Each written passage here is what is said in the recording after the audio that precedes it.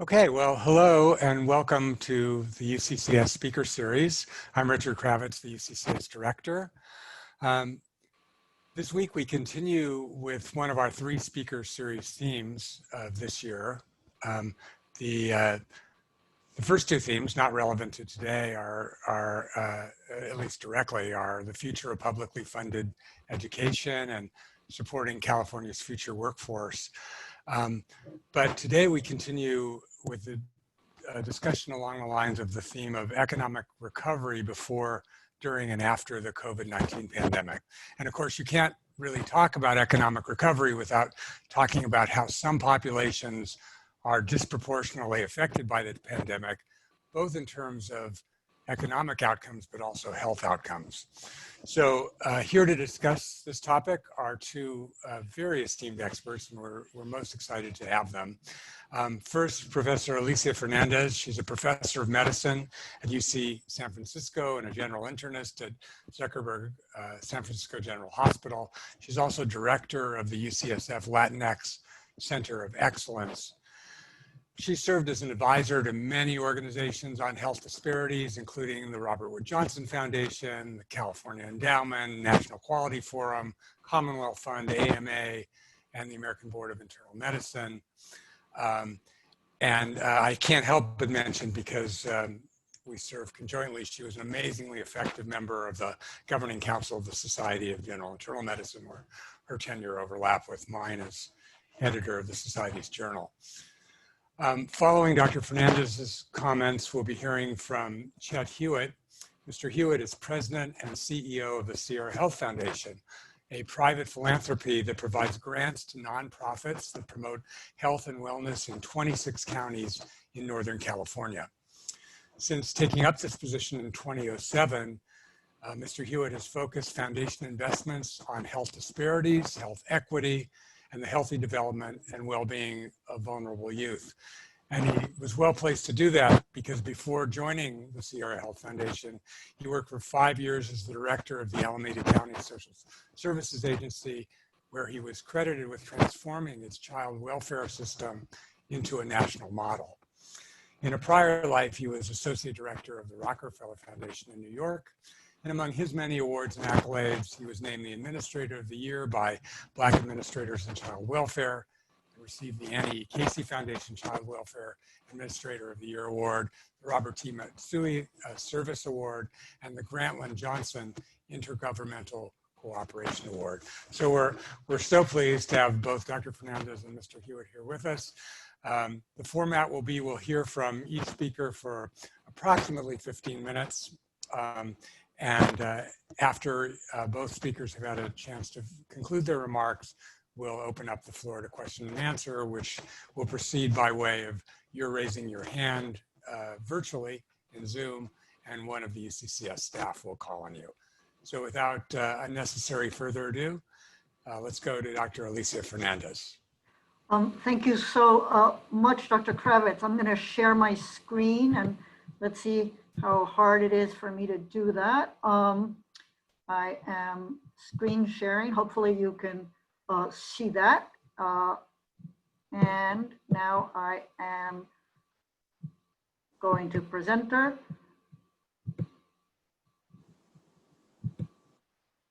Great. Did that work? Are people able to see my screen? That looks great. That looks great. Okay. Perfect. So I'm going to start. I'm going to go a little bit fast, mainly because I want to get to the policy parts of this, and also because I'm very interested to hear what Mr. Hewitt has to say and participate in the question and answer. So let me just give you a very brief overview of the disparities. I think most of this is well known to you. Talk to you a little bit about what we think causes these excess cases and deaths.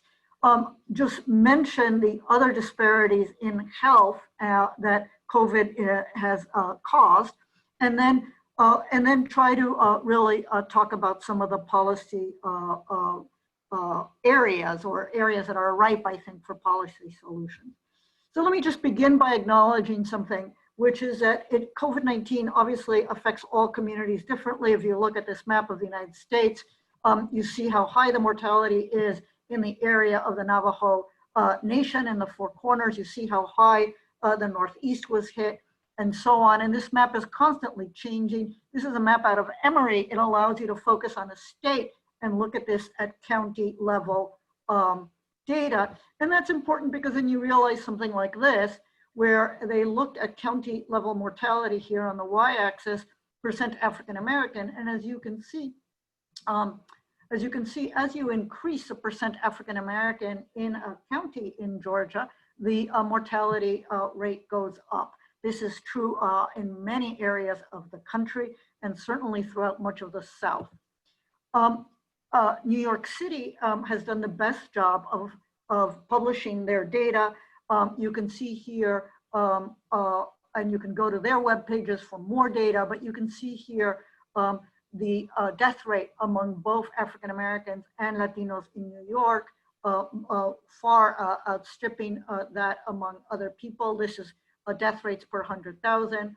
And then here you can see how the cases go up as you go from a low poverty area or low poverty borough to a high poverty area. And you can see here, and it is really important to underscore this, that if we were blinded to the history of any form of disparities in the United States, we would all be focusing on disparities by age. COVID, of course, most of the people who have died from COVID remain among the elderly.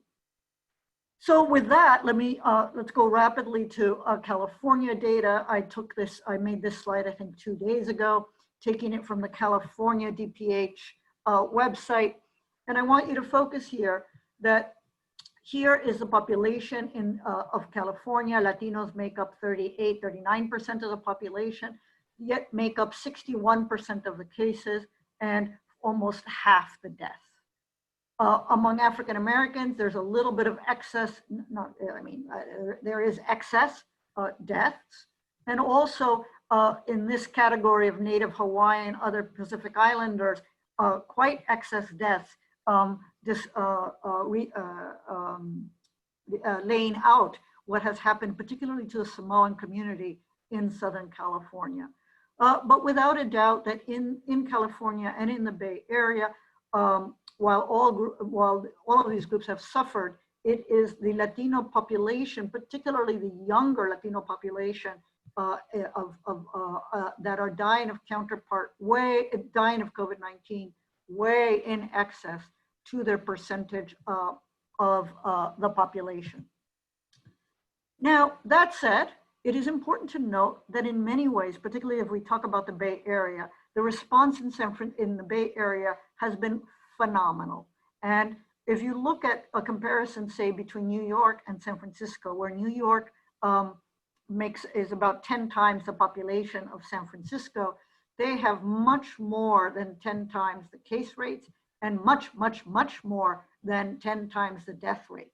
And this is indicative of two things. One is, of course, how hard hit New York City was. And the other one is New York City has outstanding physicians, outstanding healthcare systems. But it really also speaks to how difficult it is for a health system to function well when the health system is overwhelmed, thereby those excess deaths. Needless to say, as you all know, San Francisco and both New York City case rate and death rate have come way down.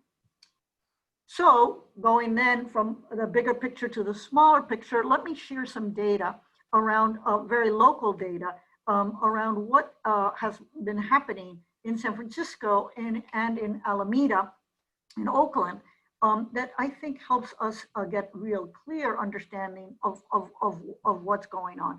And this is data that I was not involved with in San Francisco, but many of my colleagues were. It was a broad coalition of groups that set out to look within the San Francisco Mission District, the historically Latino district. It set out to look at one census tract. So it's a very, very, very small area made up of 4,087 adults, of which 60% are Latinos, and about 34% have a quite low household income of under 50,000. And they set out to test and respond to everyone over a period of 4 days. So they tested 4,000 people, of whom almost 3,000 people either lived in that census tract or worked in that census tract. They got a fairly good representation, a little bit underrepresented among Latinos and overrepresented among other groups, but still a nice representation of folks. And in fact, they reached 55% of the estimated total population of the census tract. As Dr. Kravitz will tell you, that is really good work. This is what they found. They found that census tract workers had a PCR COVID positive prevalence of 6%, while the overall residents were 1.4%. And when they looked more closely, they found that 43% of those tested reported being able to work from home, whereas only 10% of those PCR positive reported being able to work from home. So it's really about an inability to work from home that that is heavily associated, and no surprise, with this PCR positivity. When they looked more closely, while men represented 54% of those tested, they represented 75% of those positive, as has been shown true in many other tested populations, not in college students, where it's the exposures are similar and men and women seem to get exposed and infected at the same rate. But in most other places, and certainly in most other countries, men are more likely to be exposed and more likely, as you may know, to get sicker and consequently to come in and be tested. Now, as I mentioned, this was a quite heterogeneous group of people. As you can see over here on the far right, there were lots of people, including almost 1,000 self-identified white people. That said, 0 tested PCR positive. Almost all, except for 2 cases, were in Latinos. So again, even though this is a few small city blocks where people walk the same sidewalks, shop in the same grocery stores, see each other on the sidewalks, this was a highly targeted, you can see how highly targeted and how highly concentrated the infection is among people who work, and specifically among Latinos who work. Switching now to Oakland, we tested more recently, just a few weekends ago, and we tested the Fruitvale. The Fruitvale is also a Latino and gentrifying community in East Oakland. And what we found out of 1,200 people tested is that Latinos had a 5.2 positivity rate of current signs of COVID infection, whereas compared to 0.3 of non-Latinos. And within the Latino population, the Mayan population, self-identified Mayans were even more likely to be PCR positive with an 8% prevalence rate. When we look at antibody positivity, which is a sign of past COVID infection, we see the same pattern with a truly escalated PCR positivity among Mayans. We also asked about household size, and here we're just showing PCR negatives versus PCR positives in the blue, and the PCR positives in the blue tend to be live within higher households. That makes sense because obviously household transmission is also a thing. So to put it bluntly, work outside the home, unsafe work outside the home, and congregate housing are the clearest exposure for infection.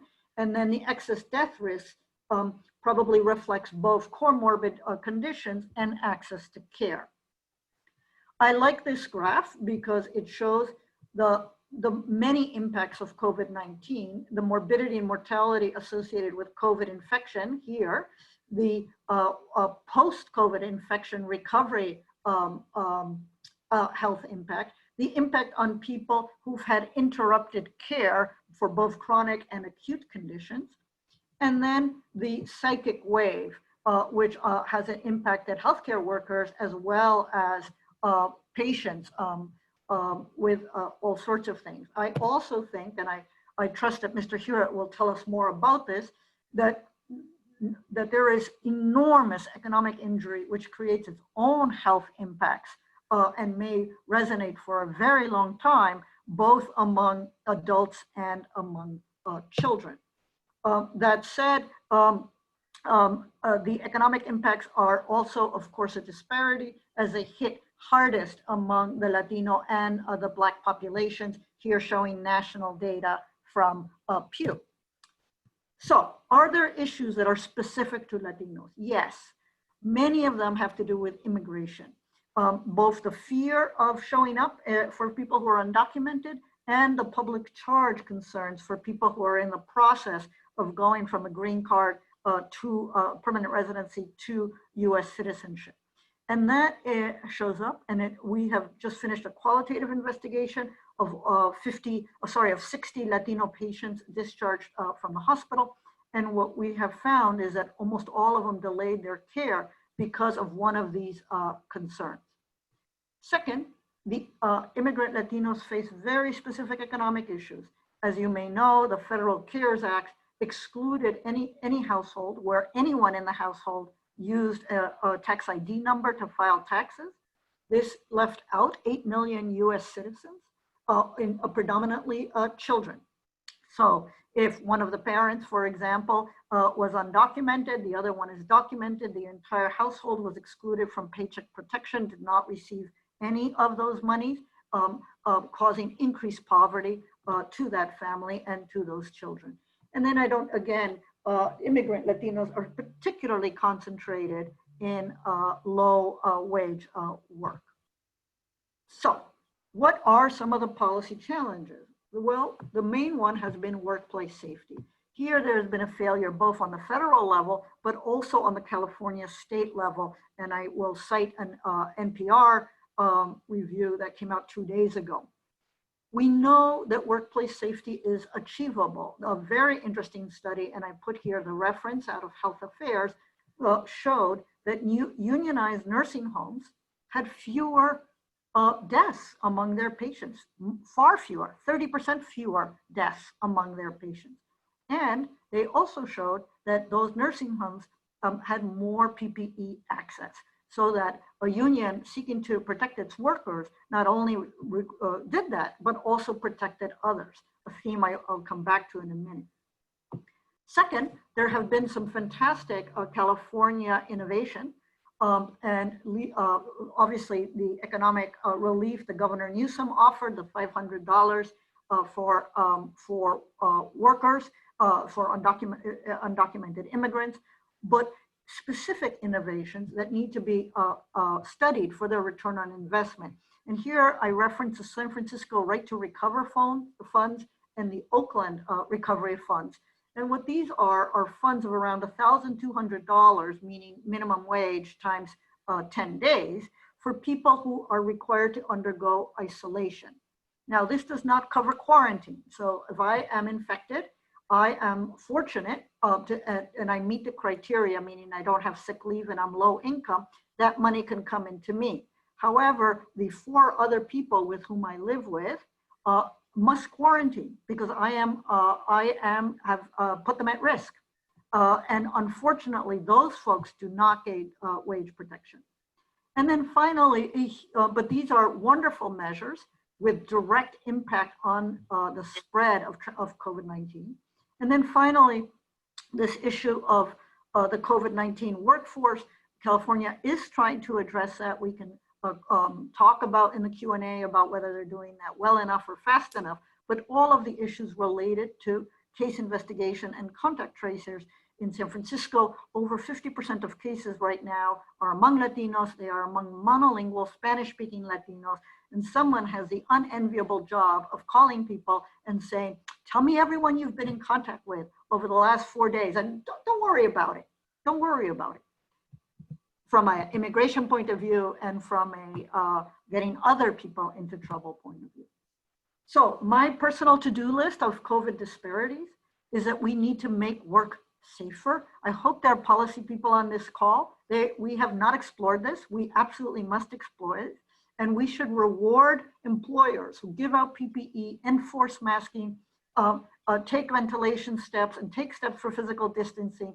I don't know the best way to reward them, but certainly tax credits and other items should be on the agenda. We should also obviously find ways to have people be able to report unsafe employers and then have someone do something about them.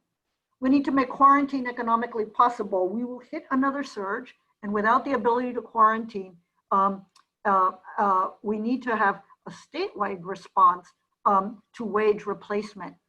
That includes anyone that the public health authorities have said, you may not work, you may not go out to work, don't worry, we're going to sit you down, we're going to replace some of your wages. And then finally, I believe that from a policy perspective, and I think it's wrong to think about this purely as a public health measure, but from a policy perspective, we absolutely need to send out better messages around the need, around the safety of both testing and contact tracing, so that our immigrant families and anyone who works with immigrants feel safe in participating. So in summary, COVID-19 has been a great revealer of disparities, but it's also been a great enforcer of disparities. The poor are getting poorer, our children are falling further behind. At the same time, COVID-19 has shown what great political leadership, in addition to great public health leadership, can do, as well as private systems that have stepped up. And it has shown us great progress, both in terms of people thinking more flexibly about public health, health systems that are stepping up and trying to respond. And certainly, I think that there has been innovation in social policies, and I'd like to see more. Finally, as a physician, it has made me proud to see that COVID-19 has also been an opportunity for physician development. So let me stop there, and we can talk more. Thank you very much for your attention. Thanks a lot, Alicia. So now, Mr. Hewitt, it's on to you. Yeah, thank you, Dr. Fernandez. I always appreciate hearing great presenters and great information, and learned a few things from you as well. Some of the things I'm going to say are going to be repetitive of Dr. Fernandez's presentation, but I think when I think about the impact of COVID-19 on communities, particularly on poor communities and immigrant communities, I think the data is just worth repeating. Here in California, 852,000 cases of COVID have been reported, 16,500 deaths. These are individuals who, but for COVID, for all that we understand and appreciate now, would be here with their families, with their loved ones, many of whom would be productive members of families and communities who are no longer with us. You've also heard Dr. Fernandez seen the data about who's being impacted. 61% of all cases are Latino, 49% of the deaths are Latinx community members. For African Americans, it's 4% of the cases, 8% of the deaths. For whites, 17% of cases, 30% of the deaths. And for Asian Americans, 6% of reported cases, 12% of the deaths. 74% of all deaths have been in individuals 65 years and older, right? And I think it's one of the great feelings on the part of public health and in our public elected officials not to be focused on the need to protect seniors from the illness as well. And we bear that collectively as a society, because the only real intervention for slowing community transmission of COVID-19 is behavior. There are no effective therapeutics at this point in time. There is not a vaccine at this point in time. And so we are largely focused on behavior. Of course, the most impacted communities, as the doctor pointed out, are poor individuals, individuals of color, low-wage workers, essential workers, and particularly folks in the hospitality, agriculture, and service industries. For many years at Sierra Health, we have been focused on the social determinants of health. And for many of us who have been in this sector, we've been involved in conversations about what type of investments should be made in order to address issues around socioeconomic status and behavior, the things that we know surround this notion of social determinants of health, and whether or when would we derive any benefits from doing so. Right? How is the lag time between a real intervention to get at this particular thorny issue and benefits? Well, in many respects, COVID-19 is a tragic demonstration of the link between the social determinants of health, morbidity and mortality, and its impact on kind of economic stability and status, or what we would refer to as socioeconomic status. So for those who are out there who are social determinants of health deniers, unfortunately, we've had one of the more challenging public displays of how these things come together. And while there is some good news around how we have responded, the research and studies, what's happening in San Francisco, there is a lot of reason to be concerned out there as well. I want to shift a little bit and talk about kind of the economic impact, because we do focus a lot on the health impacts, as we should. But we know that there is a link between your socioeconomic status, the quality of your job, the sector in which you work, the wages that you actually earn, and the likelihood of you becoming either sick or ill or because of COVID, and the prospects that you may actually die from it as well. And the good doctor talked about, the factors that are driving that. We would say in the world of social determinants of health, where you live, work, and play. All right. Dr. Fernandez talked about workplace safety. We think that's a critical part of it. We talked about the living conditions, where you live, dense housing on a part of individuals who are more likely to transmit the illness to other members of their particular households, as well as the dislocation, the economic dislocation that's actually happening, particularly in poor communities due to COVID and the closing down of businesses generally, but also the very dramatic impact it's actually having in businesses that are owned by individuals of color in what we describe as the older urban corridors, right? So when we think about social policy and some of the things that have failed us, and we think about it through a social justice lens and a racial justice lens, and we think about the social determinants of health, we bring all those things together.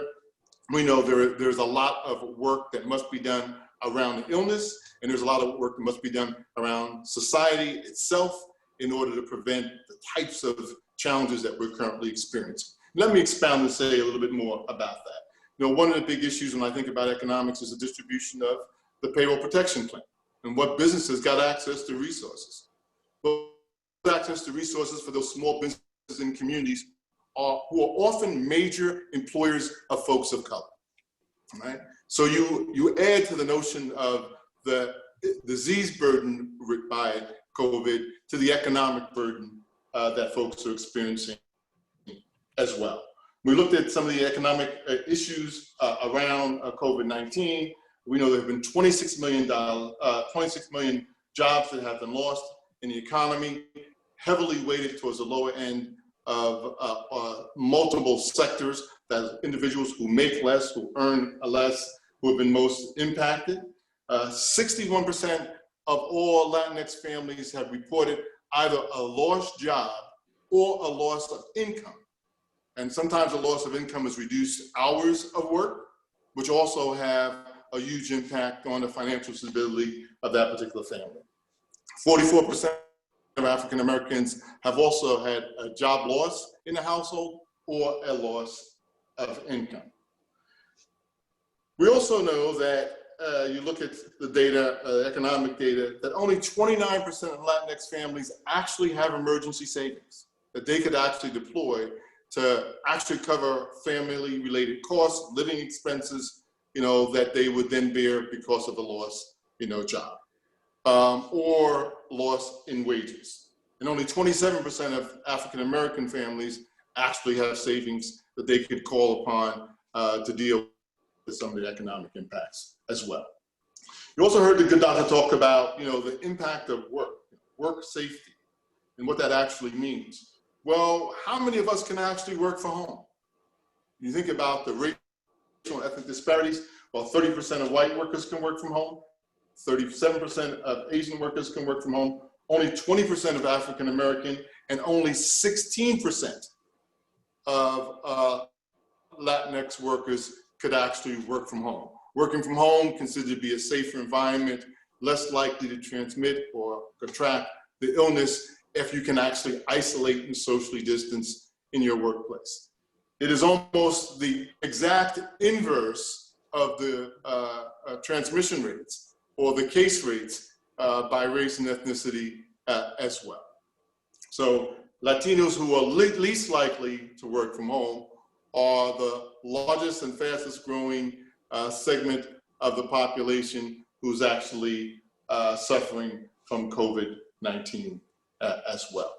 So clearly, the economic conditions, the social conditions under which people live their lives are having a dramatic effect on community transmission and mortality and morbidity, which gets back to this kind of social determinants of health analysis that we actually bring to the work.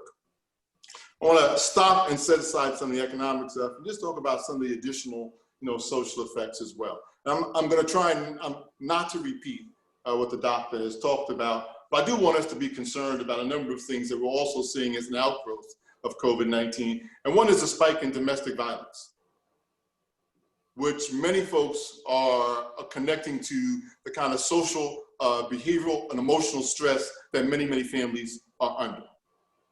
And while you see these spikes across all races and ethnic groups, they too are focused on individuals who are on the lower end of the social and economic status rating. We're also seeing some very concerning spikes in gun-related violence in major cities across the country, which we also believe has some connection to the stress associated with families struggling to meet, the health and economic needs of individuals in those households as well. So let me shift again and really talk about, because this was part of what I was asked to do, about what has the foundation been doing in partnership with other philanthropies and the public sector to really address some of this. Because I think the state of concern is increasingly focused on, increasingly well understood, and I think if you take away from this presentation, of real serious concern. But there are a number of things that we believe need to be done in order to best position folks to be as responsive to COVID-19, both social and economic and health effects, as possible, even as we begin to think about some of the long-term issues that we really need to focus on as we come out of this particular pandemic as well. And you see a lot of terms out there in the political space, build back better or whatever. What I would say is it cannot be a return to the good old days, because from our perspective, the kind of social and economic conditions that were part of those good old days was what set the stage for the disproportionate and disparate impacts that COVID-19 has actually had on communities as well. So as a foundation and with many of our partners, we've been engaged in a number of things that we think have been very helpful. Most have been around immediate response to date. And that is the development of release funds to communities that are really restocking food banks, helping people with rent assistance and utility assistance, trying to relieve some of the economic stress that families are under going forward as well. We've also been involved with the implementation of contact tracing programs. I know Dr. Fernandez talked about someone having an enviable task of doing that. We think from a policy perspective that those programs are best suited to be run by competent community-based organizations. Now, not only was I a former social service agency director in Alameda County, but before I ran social services, I also ran child welfare. And I can tell you, a call from a public institution in communities that have had a history of not being served well by many of those institutions are less likely to go be responded to than if you get a call from a known community-based organization who has been helping and supported you and your community over a number of years as well. So from a policy perspective, really transitioning from kind of public institution-led contact tracing program to community-focused contact tracing programs, I think would be a great thing to actually have happen. And I think that we need to start thinking about how do we deploy our promotores and our community health workers to be essential kind of workers within that contact tracing work, so we can actually share how best to protect oneself and one's families, what behaviors to take on, and so forth. I think that is a really important place for investment if we're going forward. There have been a few counties that are doing this on an experimental basis. I believe there's one in San Francisco, there's one in Sacramento, which we have launched as well. Another area that we think is really, really important is the ongoing decline in Medi-Cal enrollment.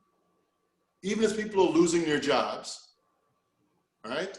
And folks who are newly eligible, not perhaps because of a job loss, because the expansion in care through things like Covered California, we're seeing a decline in enrollment at a time when healthcare is more necessary than it's been in the past, although it is always a necessary safeguard for families to actually have.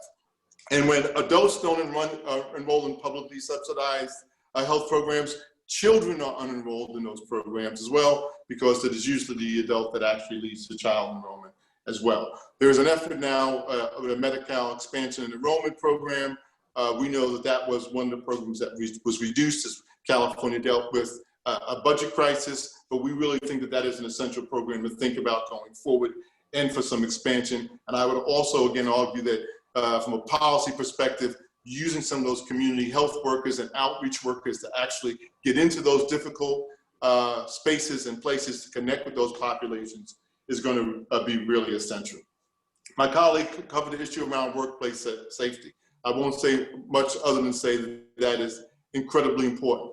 We know that in the meat packing plants and some of the food packing plants in the Central Valley and other places in California across this nation, you have high transmission rates. For the same reason why you see it in dense housing, these are dense workspaces, and clearly safety precautions in those spaces will be essential to trying to control the spread of COVID-19. Fourth, really want to talk about food and nutrition supports and services, right? Because one of the struggles families are having is around food. For the past 16 weeks, my sons and I have 2 teenage boys have been out at a local church doing food distribution. The first week we were out there early April, so probably 25, 30 cars. Last week, 276 automobiles we actually packed, and that was at one site. We now have 3 sites going that we have supported a partnership with the food banks to actually do this particular work as well. We should be seeing corresponding increases in the SNAP program, which we're also not seeing. People are getting immediate relief now and not going after some of the longer term supports that are available to them. We believe express lane eligibility for the food and nutrition program would be a great policy direction to move in. It's a time to think less about fraud and more about people, and making that system as accessible as possible. And I would even argue for outstation enrollment. Why can't folks actually submit an application, at a food distribution point? And there are some models of this throughout California that would be incredibly helpful. The economic support my colleague talked about, $500 for the undocumented folks who are left out. We know some of the limitations on the CARES Act, as that was unleashed at the federal level, which needs to continue as well. Again, I'll also say small business support is going to be very, very important, because we believe that that economic sector as a driver of employment and opportunity for folks who are most likely to be ill or to die from COVID, we think is going to be essential as well as we go forward. And that small business loan programs that are equitably distributed, particularly to communities of color in urban corridors. And I know that sounds like a lot of verbiage around that, but it's essential because if you look at the data, many small businesses actually got PPP loans. It was just not small businesses of color who actually got them. And that is something from an equity, social, and racial justice lens we really need to deal with as well. I think I've used up my time. Let me stop there, and perhaps we can move on to questions, but I'll turn it back over to you, Dr. Kravitz. Yeah, thanks a lot, Mr. Hewitt. That was great. And Dr. Fernandez as well. Thanks for offering those complementary perspectives. So now anyone who has questions, please, again, raise your hands virtually through Zoom and UCCS staff will call on you. In the meantime, I just wonder if either or both of you could comment on the role of unions in all this. Dr. Fernandez, you mentioned the interesting finding about unionization in nursing homes. We've seen a national decline in unions. How does this all work in and what can be done about it? Yes, a really interesting study published in preprint in Health Affairs, and I think the first author's name is Dean. But what they've really found, they were able to check because there are good outcomes around how many people had died in nursing homes, and they were able to find with another data set which of the nursing homes are unionized, and they were able to actually figure that out. I have in addition to what Mr. Hewitt mentioned, one of the others, and I know he'll agree, one of the other occupations that has been very hard hit is actually construction workers. And construction workers, it's hot, it's hard work, people take off their masks, and certainly when they're on break, they hang out and can infect each other. And it's one of the most hardest hits. And I've been thinking about, is there a way, to study the impact of unionization, because some construction workers are unionized, and those construction workers actually work under much more stringent conditions. I know this through excellent informants, meaning my patients. But it's very hard to study what the outcomes are because we don't gather data by occupation under COVID. So it's only possible to get that data if you're inside a COVID contact tracing